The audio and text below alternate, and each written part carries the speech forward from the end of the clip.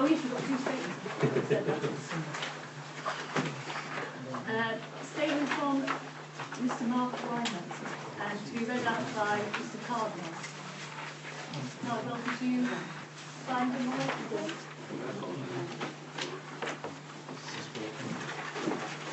Shall I just shut them? Oh dear, sorry.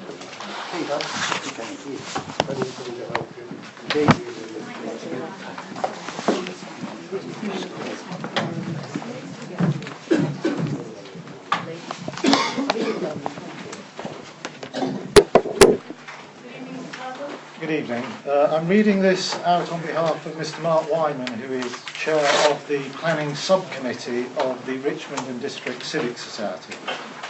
I am very grateful to the committee for allowing myself and objectors to attend the site meeting and for the very positive discussion with the architect which followed. If the revised application reflects this, then Richmondshire will have gained a much improved development.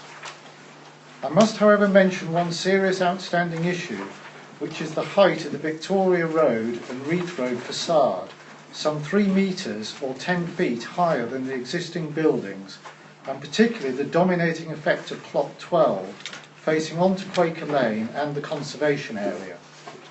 However, hopefully this matter can be addressed when the plans are finally resubmitted. It will be helpful if, when the application is next considered, that visualisations from street level of this elevation could be available. Thank you very much, Mr. Caldwell. Can I ask Mrs. Catherine to come to the microphone? Thank you. Thank you, Chairman. Good evening. Good evening, everyone.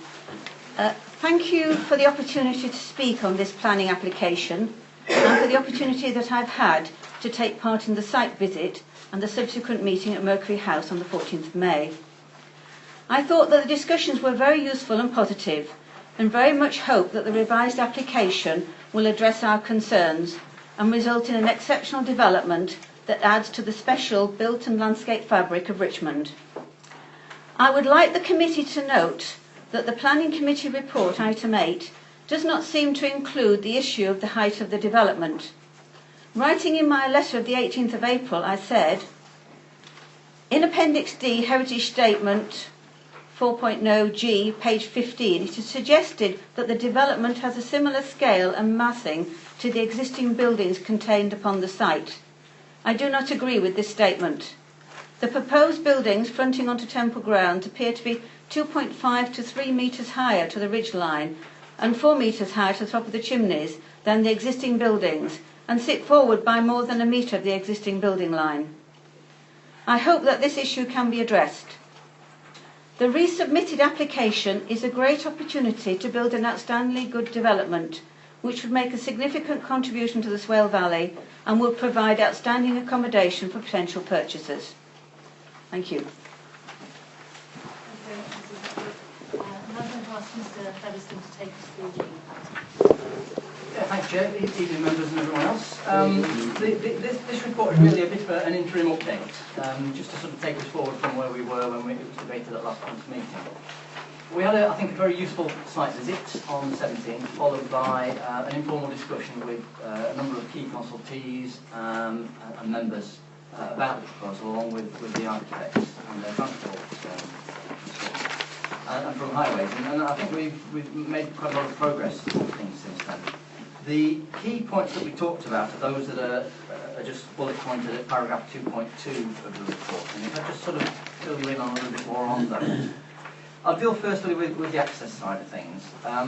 Since the 17th, there's been more information provided to North Yorkshire Highways by the transport consultants who are acting for the applicants. Those discussions between those directly are continuing. Everything seems very positive.